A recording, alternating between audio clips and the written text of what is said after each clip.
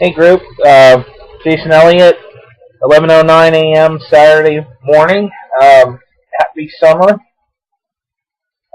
Here's step 4 of the force field analysis.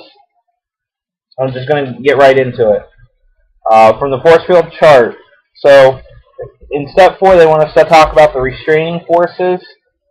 So what I came up with was the advertising for the cafeteria. Importance, moderate. The ease of change, moderate difficulty, because we'd have to work through the CSCC system about the advertising. The weather reports, being able to just go up and change the channel on the TVs in the cafeteria. So I put it as low importance and ease, just because weather subject to change. We don't control the weather reports, but we can just go up and change the channel and put it on. The training and the service of the staff, I put that as importance high because they have to know what they're doing. But I put it as a moderate difficulty for the ease of change because, again, we'd have to work through the CSCC system to find out how they're being trained and what changes, and make decisions on those changes for streamlining. And then the food staying out and staying ready and the protocol for that, I put it as high importance because if you mess that up, people get sick.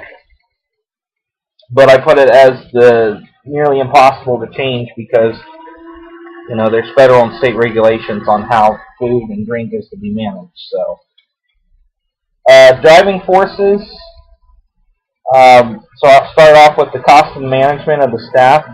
The importance is high because that's the money, that's part of the overall pool for what's going on with the cafeteria. But the change would be nearly impossible.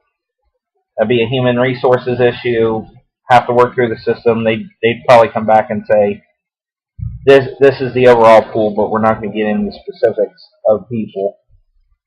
The maintenance and upkeep of the cafeteria.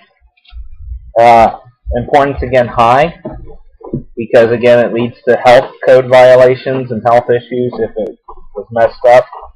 And moderate difficulty to be changed. I mean, you can always make something cleaner by just going to it and cleaning it, but you have to make sure you're using the right materials and follow any codes set out and any manuals on proper maintenance and proper cleaning tools. And then finally, the surveys. There's the customers, what they want surveys, and the customers, what they're willing to spend surveys. I listed them as moderate importance because you could use them to an extent. You can't treat them as speaking for everyone, but you would at least get a glimpse into what people are doing and what they're buying and how much they're spending.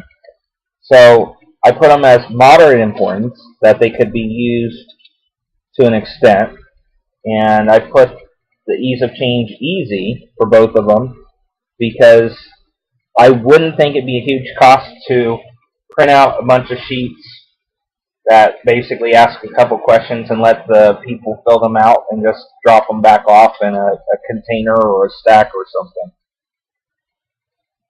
So I wanted to get right back to the point there. So that's how I've evaluated the list of forces, the restraining, the driving, the importance, and the ease of change for those. And I just tried to make this video very concise. Alright, so that's step 4. Thanks.